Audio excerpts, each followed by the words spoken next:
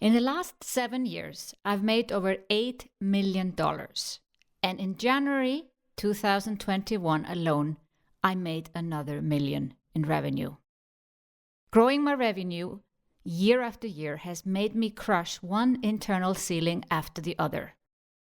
It's funny, thinking of it, that in one of my first interviews, I shared that there are no glass ceilings in your own business. That's not true. There are many glass ceilings, but they are created by your own mind, which means they are not real. And if your mind can create those glass ceilings, that means that your mind can remove them too. So where do the glass ceilings come from? The best book I've read about internal glass ceilings is The Big Leap by Gay Hendricks. He calls this internal glass ceiling an upper limit. It's basically an invisible glass ceiling that stops you from achieving your dreams. You don't notice it is there until your head hits the glass ceiling. It doesn't matter how successful you are, everyone has an upper limit problem. We all have it. If you don't think you have it, then you just haven't hit your glass ceiling yet. And if you've hit a ceiling and gone through it, then there's another glass ceiling waiting for you. The way Gay Hendricks describes it is that the upper limit or the internal glass ceiling is caused by a too low thermostat, setting on your ability to achieve and enjoy your ultimate success. The thermostat gets set low early in our lives, at a time when we could not think for ourselves. Later, as we dream about big goals and move up in the realms of love, abundance, and creativity that are above our old thermostat setting, we bump against it. This artificial lid that was placed on our success through unconscious childhood decisions. Unless we solve the upper limit problem, we will keep finding ways to bring ourselves back down when we've blown past our old setting. In the last 7 years, I've crushed through multiple internal glass ceilings, and I want to share a bit of my journey with you so that you get an idea what lies ahead of you or what you might already be experiencing right now. The first time I hit an internal glass ceiling was after my first 12 months in business. I had had a slow start with no revenue in the first few months, and then little revenue for several months more. It wasn't until in month 9, in September 2014, that I started really to make money and had my first 10K month. But then another 10K month followed, and December 2014, I earned $25,000. It was a shock to me.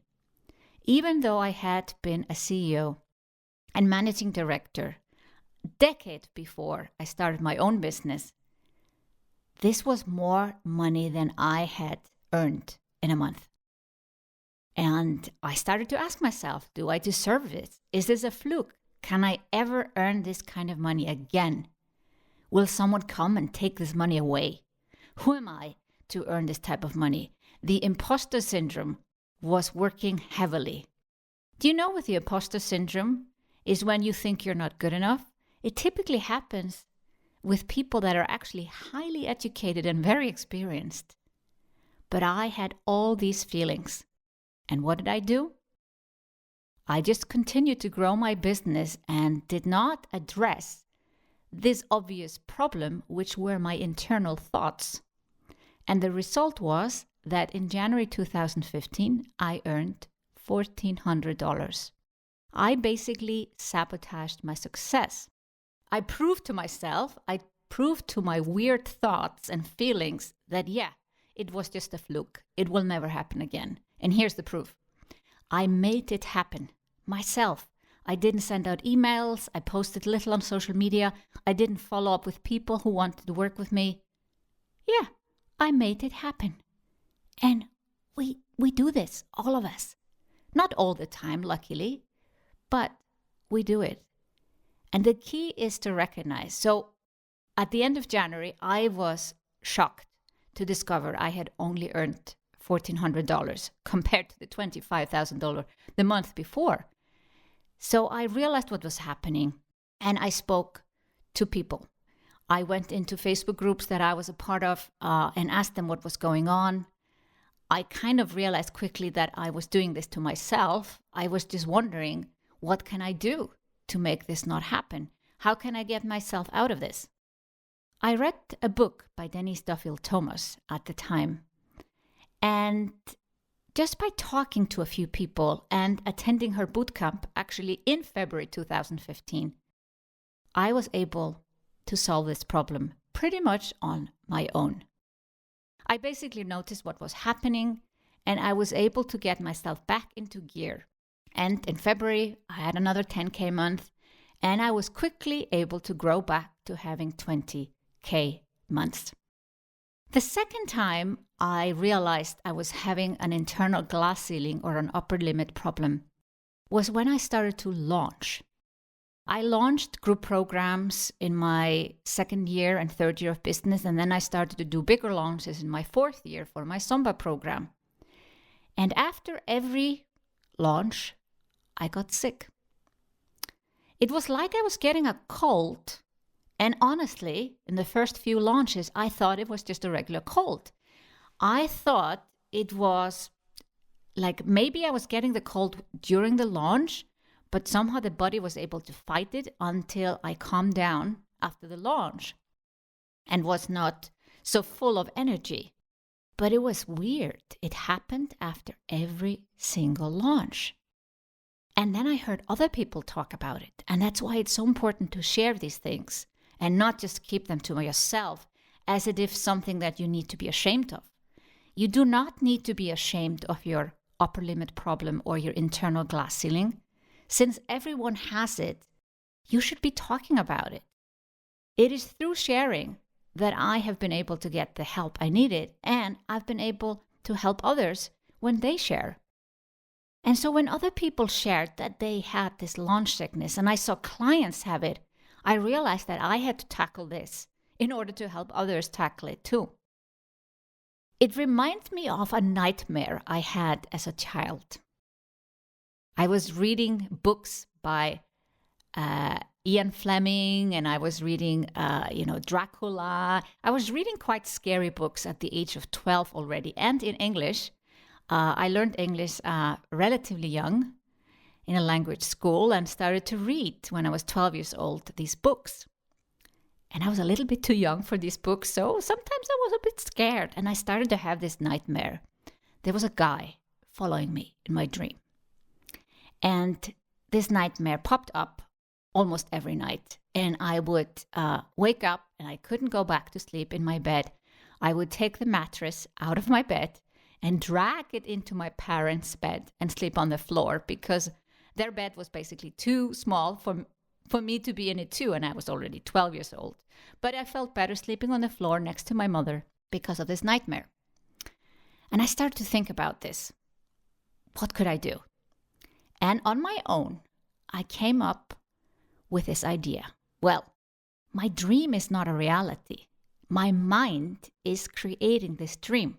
Yes, I was only 12 years old, but I could think these thoughts. Now, if my mind is coming up with these dreams, then I am inventing this guy that is chasing me. Unconsciously, obviously, not consciously, but if my mind can create this dream, I can also make it go away. I decided one night before I was going to sleep that I would turn around in the dream and tell the man that this is just a dream, so he should stop following me. Well, I did exactly that. The next time the nightmare came, I turned around. Instead of running away from the man, I turned around and said, "This is just a dream. Stop chasing me." Poof, the nightmare stopped. The same I did with the launch sickness. I looked it in the eye and said, "I'm not sick. I'm not going to get sick. This is just by my mind playing tricks on me. And if my mind can play these tricks on me, I can also decide that the mind should not play these tricks on me. And what did you think happened the next time I had a launch?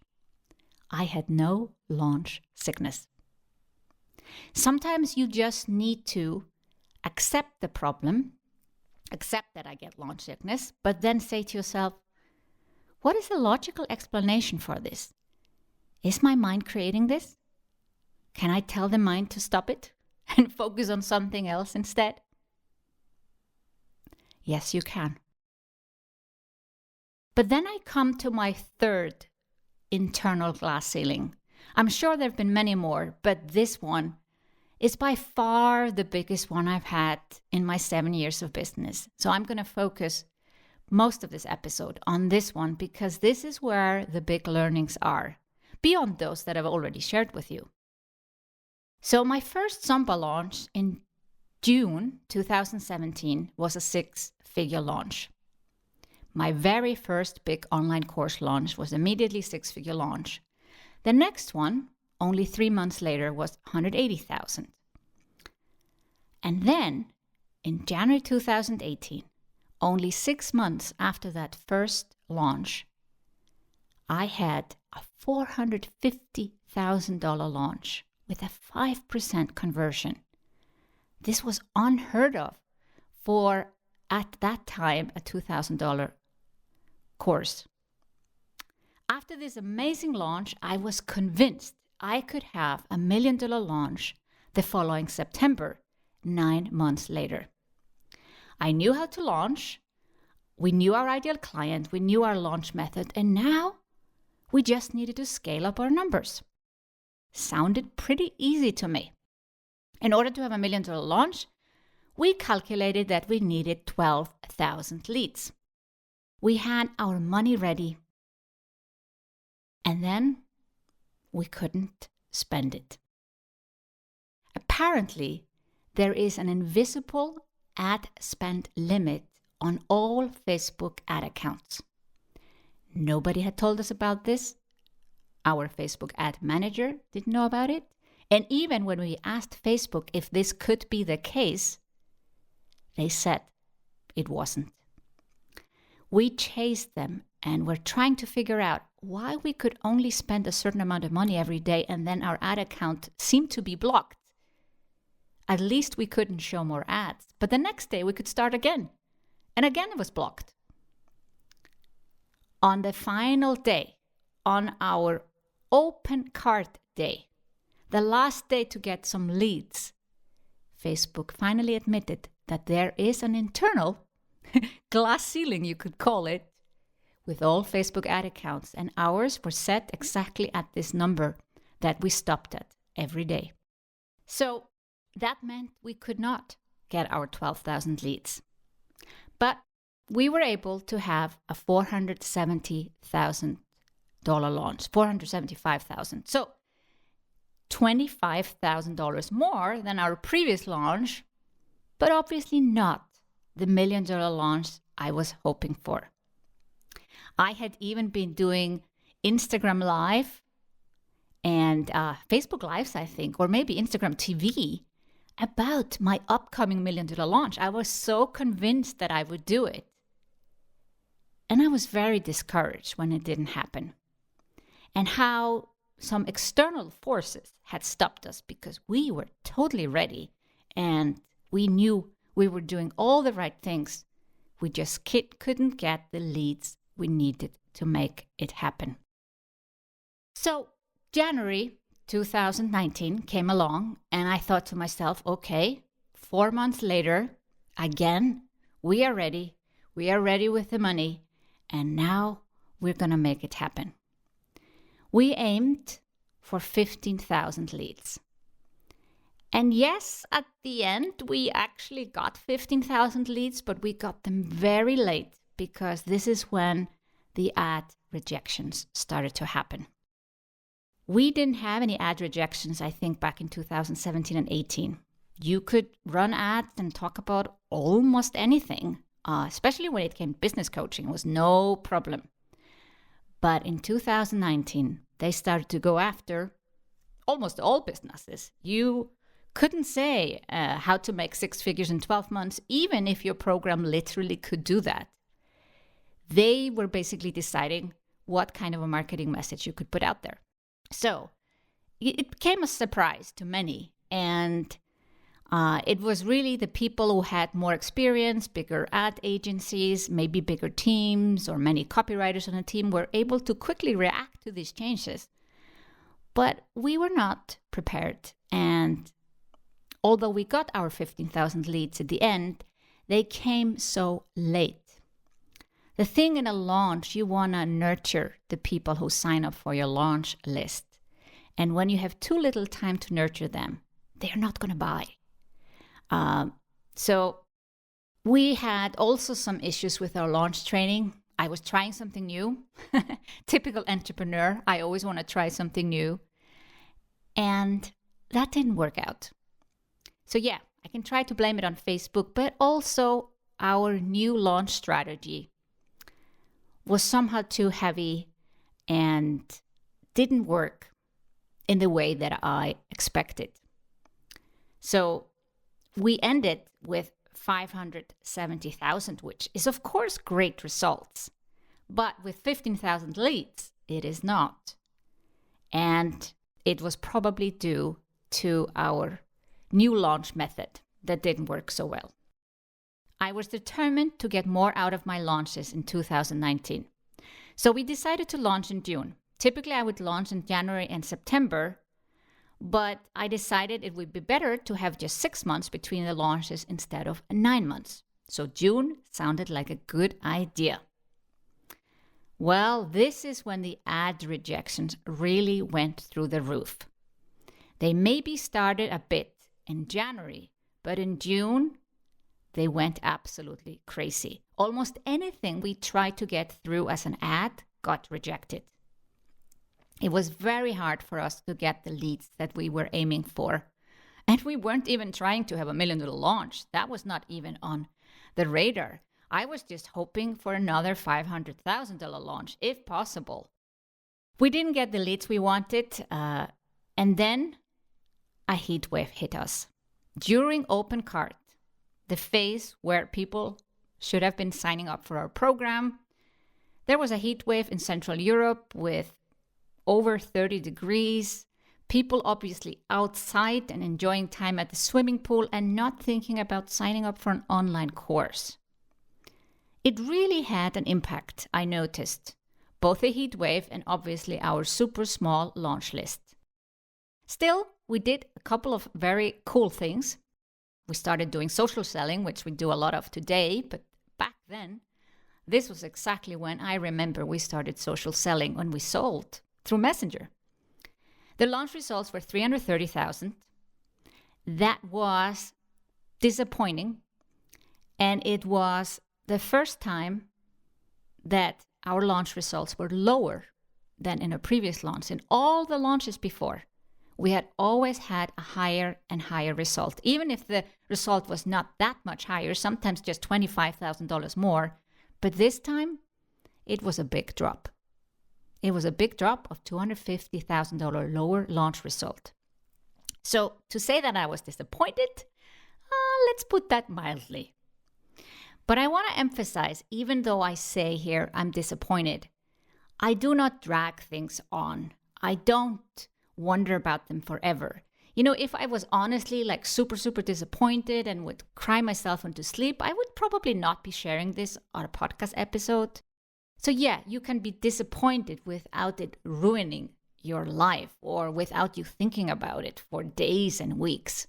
It is okay to be disappointed. And that's what happens when I say I'm disappointed. I had somehow had this belief that my launches would always grow. I didn't even entertain the idea that a launch could be lower. So that was a surprise to me and maybe something I had to experience. It's just like when you see a sports team that has enjoyed a win after win after win, and suddenly they lose. There is a kind of a surprise and disappointment. Yeah, huge disappointment. And I don't think it's bad for us to have those setbacks. I think when you have a setback, just like when you lose a match in sports, or if you have a launch that is lower than your previous launch, it actually gives you a chance to take a look at everything. I think our launch debriefs are much more important when we have those launches than if we have a very successful launch when everything works out. Because you're analyzing more, you're learning more from it. I think we learn more from our mistakes than our successes.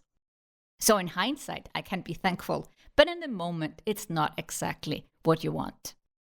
With those disappointing launch results in June, I decided during the launch itself, as I saw how things were heading, to do another launch in September. Now, when you launch a big program, it is not good to launch so quickly, but I still wanted to go for it. This time I was in New York. We spent a month in New York in September 2019. I am so grateful that we took the chance and made this dream of ours come true. It was exciting to launch from New York. And again, sadly, we had still our Facebook issues. Ads were being rejected. We had still not cracked the nut there and just couldn't get the leads that we wanted again. And I was like, oh, not again. At the same time, I was feeling so much excitement being in New York. You know, the backdrop in my launch was the skyline. But, you know, without the number of leads, plus I got blocked on Facebook. That happened for the first time. I was so eager to make the most of the few leads we had that I was commenting on every comment. Basically, I would ask a question in our Facebook group, for instance, what's your revenue this year? Or what is your goal for next year? And people would reply. And then, based on the comment, I replied. And I made it one of my goals for that launch to reply to every comment. Well, Facebook does not like that. So I got blocked from posting. I got blocked from posting in groups. And in the middle of the launch, that is not good. I had to log in as my husband in order to go live and do some of the launch training.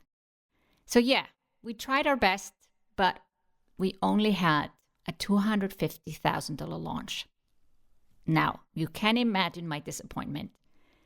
Again, I had a lower launch than the previous one, and that was already a lower launch than the previous one. So this did not look good. Was I losing my touch for launching? The lizard brain can ask you the nastiest question. I knew how to launch, but somehow things were just not working out for us. And of course, Facebook ads seemed to be the big monster in the room. So why were we having all these issues? I didn't see others have the same issues. Of course, there was a lot of discussion on the internet about Facebook ad rejections, but I didn't generally see launches go down. I was wondering, after these two lower launches, I don't want to say failed launches, because we did the best we could with the leads we had and everything, but these two or lower launches, I started to ask myself, is this something in my mind? Am I creating this reality? Our next launch was in January 2020, and our ad issues continued. Although I did feel we're getting better. We had switched Facebook ad agency. We had a new Facebook ad manager, and it was going a bit better with our copy, less rejections, but still not completely the way I wanted. The launch results was $357,000. Not really what I wanted. Better than the September launch, which was $220,000, and a tiny bit better than our June launch the previous year, $330,000, but $357,000. I was starting to doubt if I could ever have $1 million launch. It was now, instead of it being a little hill that I needed to climb in September 2018, it was starting to look like Mount Everest. It was so far away from our results, and we just didn't seem to be able to get it. My lizard brain was confirming my thoughts. Yeah, this is not for you, Sigrun. No, you can't do it. But then COVID-19 happened. And something happened to me and to a lot of people. But I want to explain it this way, that I felt called to step up as a leader. And I created new programs. I did smaller launches. I created resources for my community and my clients. I stepped up for my team. I stepped up for myself. I was willing to postpone my conference before I saw anyone else postponing a conference. I did a lot of things that I would not have done if we didn't have these outer circumstances. Basically, there was a crisis, and I felt called to step up and lead in the crisis. Instead of watching others and waiting to see what others would do, I took charge. And that made a big shift in my mind, and I think in other people's minds too. I saw a lot of people being inspired to step up too in their communities and for their clients. And somehow it also brought my team together. Having like this enemy, which we could call COVID-19, and sticking together, and we did a lot of work. We worked very hard. Basically from March to June, we were on full swing providing value. So it shouldn't come as a surprise, although it did a bit, that our June 2020 launch was our biggest launch so far. $665,000. Now, with all my launch experience and having these ups and downs in my launches, even I was surprised. Why? Because we only had 3,500 leads, and that's almost impossible to achieve. We had a 5.3% conversion, which is unheard of for a price point of $3,000. Typically, average conversion rate is 3% when it comes to that price of a program. And when I looked back, I saw what we had done.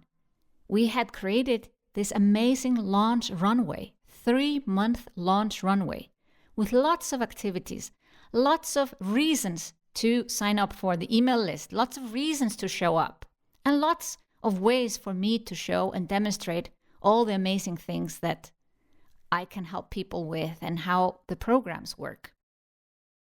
So consciously and unconsciously, I had created this launch runway, and people were more than ready to sign up. That was truly amazing, and I started to believe that the $1 million launch was actually possible. The lizard brain didn't have as much as a chance to talk me down as before. So in January 2020, we made sure we had a launch runway, a long one, of course, and we actually did it.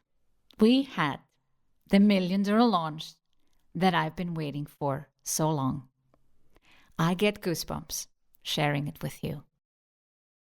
We knew the leads we wanted, but it was the same story again and again, and we have had the leads in the past and it still didn't work out. But this time it did. Everything worked out. We had the most amazing launch. And now I did it. And you might think it's about the money, but it's not. You know, why was it so important for me to crush this internal ceiling?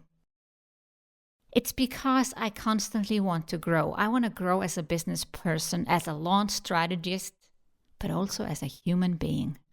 I believe that we're capable of anything. The only thing holding us back is our own mind. If we can believe it, we can do it. I believed in September 2018 I could have a $1 million launch, but something wasn't right. And now we did it. And I'm so proud of my team, my community, my clients who stepped up, our affiliate partners, everyone involved. Because we finally did it. But I have to admit, I needed to do some work on my mindset to get there. I could, of course, blame Facebook and Facebook ads for the reasons why it took me so long to cross this ceiling. But that would be an easy way out. It is easy to blame others. Blame your coach, blame the program you're in, blame the environment, blame the economic conditions, blame COVID-19, you name it. It is very easy and very lazy to blame others. I honestly believe that I had an internal ceiling because I have again and again proven that I can convert at over 5% in my launches, that I can turn a tiny list into a multiple six-figure launch. The explanation I have is that I wasn't ready. I wasn't ready for $1 million launch until now. So what did I actually do to have this massive growth in the last 6 to 9 months? I want to take you through the things that I see that have happened that helped me crush this big ceiling. First of all, COVID-19 happened, and something inside of me called me to be a leader. Instead of watching and waiting for others, I stepped up. I took charge, I took decisions. I did a podcast on a looming recession before anyone in my industry was talking about it. We created a brand new program that we've run 3 times right now. Basically, I was stepping up for me, for my team, for the community. There was a crisis and I knew I had to lead.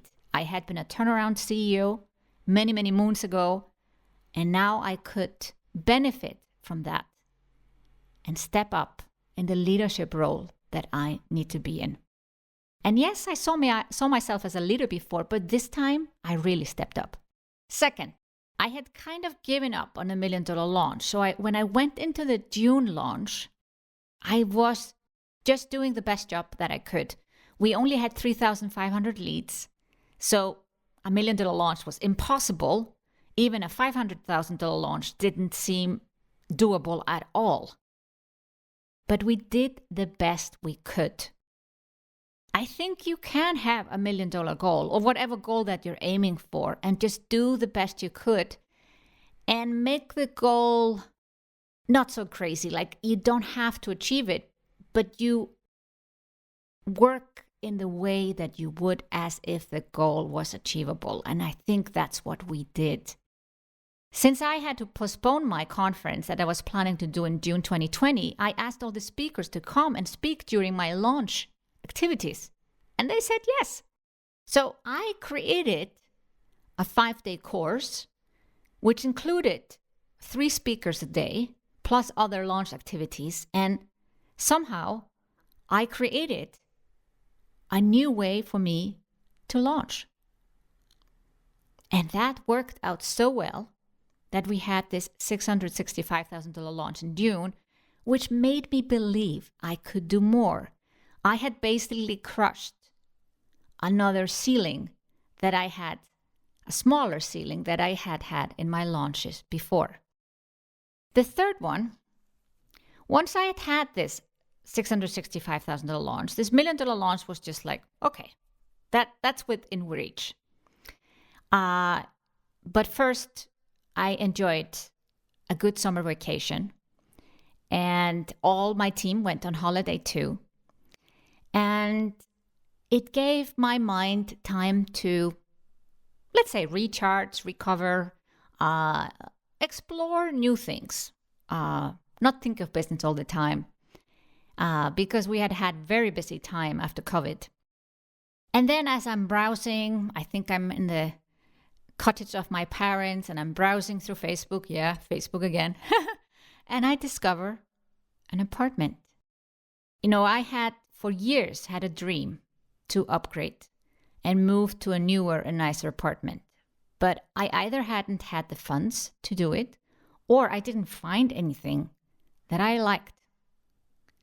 And without actively looking, during my summer vacation, I stumbled up on a dream apartment only 5 minutes away from my old one. This was the one. And realizing that I could actually buy it, it was a new thing for me. It was like another upper limit like, I can actually buy a dream apartment. Like, I have the funds and this is now available on the market. Like, dreams do come true, right? Fourth, I had to start a real estate business to get a loan to buy the new apartment. I know it sounds weird, but the banks in Iceland didn't want to lend me money because I officially live in Switzerland, my company is registered in Switzerland, and I get paid from a Swiss company. It was less risky for them to lend a brand new real estate company. I could, of course, have bought the apartment without a loan by selling my old apartment, but I didn't want to sell the old one. I wanted to keep them both because I saw an opportunity to start to build assets, something that I've not focused on. And I even didn't see this in my near future as something that I would do. Having an apartment to rent out? Wow. Lizard brain thought that was a bit crazy, right? It is smart to have a mortgage. So it made sense for me to make sure I could keep both apartments. So within a few weeks, even from the idea to actually doing it, there was only a couple of weeks, I had started a new company. I had paid off a $100,000 mortgage on my old apartment. I had taken a loan and paid a down payment on a new apartment. There was massive, massive growth in just these activities. Even more than I imagined as I was doing them. The fifth thing that has happened, after my new real estate purchase, I realized I had only one more debt in my name. I have 4 master's degrees and I took student loans for most of my studies, not for the study itself, but for living costs. It is a 40-year loan that has low interest, but it is tied to inflation, so it's indexed. So in the last few years, as I've been paying and paying and paying, it didn't go down. It was always $100,000 left. I decided to pay it off. This was an idea that I would not have entertained a few months earlier, but I think the whole thing, COVID, having a big launch, buying an apartment, starting a real estate company, suddenly my mind just got bigger and bigger. I had bigger ideas. And I could implement them instead of just thinking about them. Yes, it's great to have ideas, but I could actually execute them. Paying off that mortgage was more than just paying $100,000 loan off. I started to study when I was 20 years old. This was like a massive thing to just finally have this off my plate.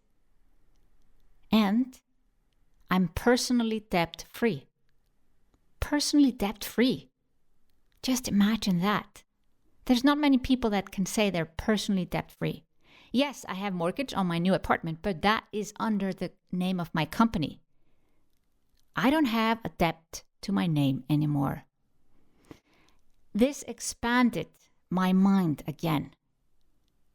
You start to believe anything is possible when you have these insights and are able to do things that were unimaginable even just a few weeks earlier.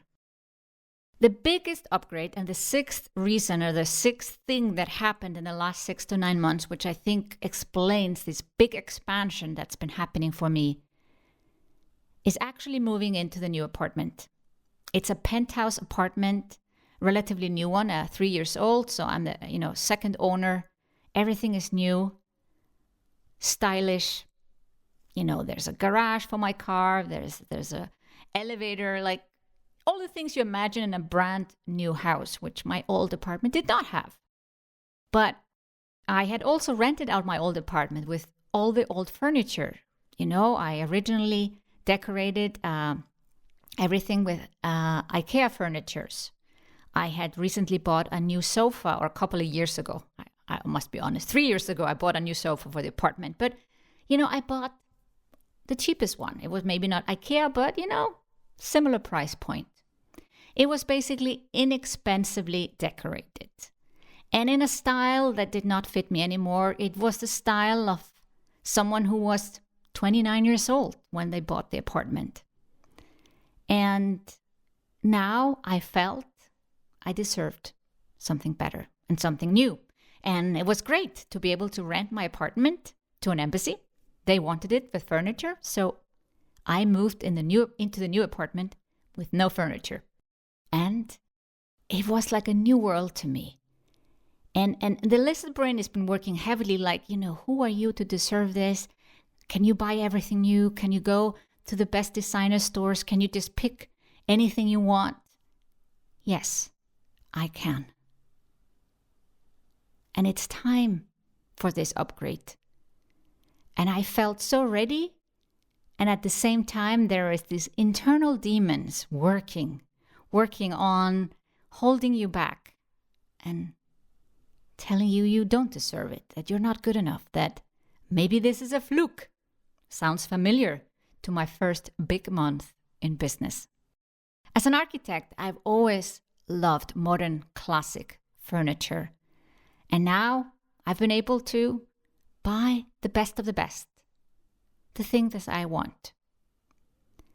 So it takes time to decorate the apartment. I've been here now a couple of months, moved in November. Now I'm recording this in February. So it's still only half furnished because I'm waiting on some furniture. It takes about 3 months to ship furniture typically now. And I have no paintings on the wall. So there's a part of me feeling a little bit frustrated about the slow progress. But I'm holding the vision for my dream apartment being perfect, just the way I want it to be. And it's been a massive upgrade. I was trying to explain this to someone recently. It is bigger than you can imagine.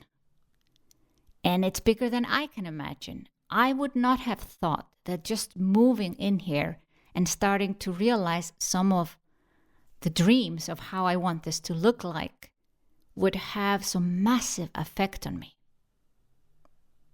But I think this is what I needed to grow.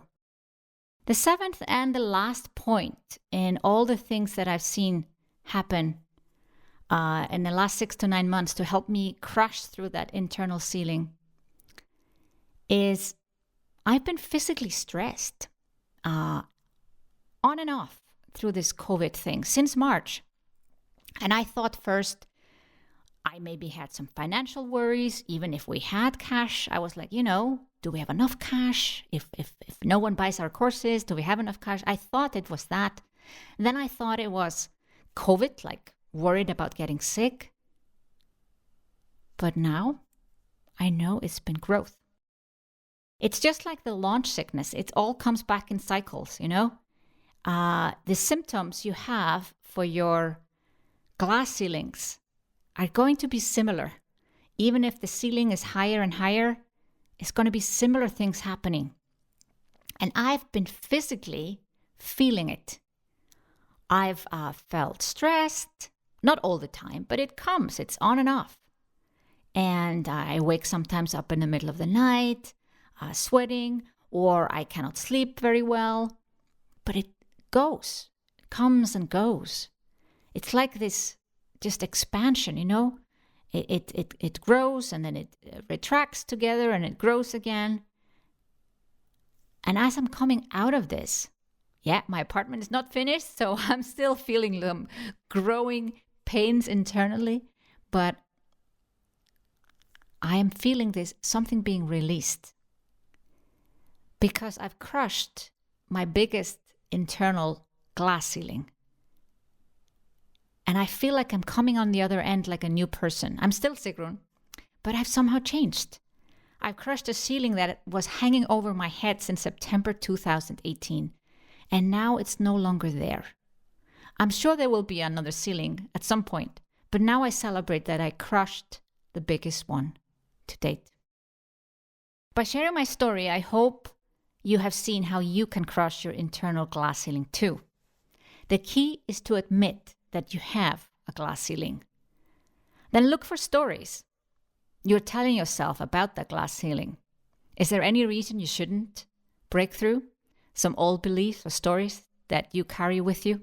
Or maybe you're just feeling comfortable, too comfortable below your glass ceiling. Or you might be afraid of the unknown that is behind the glass ceiling. Coming back to Gay Hendricks, he talks about 4 barriers. 4 barriers in your upper limit. The first one is the false belief that we're fundamentally flawed in some ways. If we carry this feeling within us, we sabotage our success because we think we're essentially bad. If something good happens, we must mess it up to offset it, because good things cannot happen to bad people. Second barrier is the false belief that by succeeding, we are being disloyal to and leaving people behind. If we harbor this feeling within us, we sabotage our success because we think it's disloyal to our roots to soar too far into the stratosphere. The third barrier is the false belief that we are a burden in the world.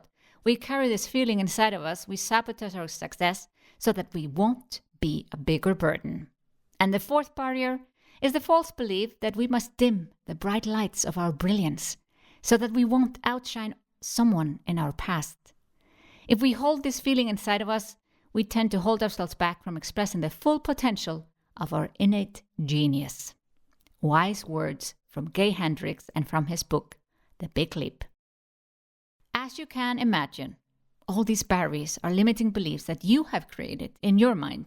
And since you have created these stories, you can also change these stories. Gay Hendricks suggests 4 steps to work through your upper limit. First, acknowledge the upper limit. I even say hi to it and make fun of it. Second, breathe when you feel fear. Breathe through the fear. Take a deep breath. If you really think about it, fear is excitement without the breath. And any fear can be transformed into excitement by breathing fully into it. Third, turn worry into a positive idea. So I've noticed myself worrying about something. I let go of the worry thoughts by shifting my focus away from them. I wonder, what positive new thing is trying to come into being? So instead of worrying, what is the positive idea that's trying to get to me and I'm not seeing it? Find it. And the fourth way or fourth step in working through your upper limit is to think of good things happening in your life right now. Basically being grateful. Focus on good things that you can focus on in that moment. Find some place in your heart that feels good right now. Your task is to give the positive feelings a chance to grow. As I said before, this expansion. Give it your full attention. Let yourself enjoy it as long as you can. I expect my next big glass ceiling to be an 8-figure revenue year. But that is still a few years away, and until then, I'll keep working on the smaller glass ceilings that pop up now and then.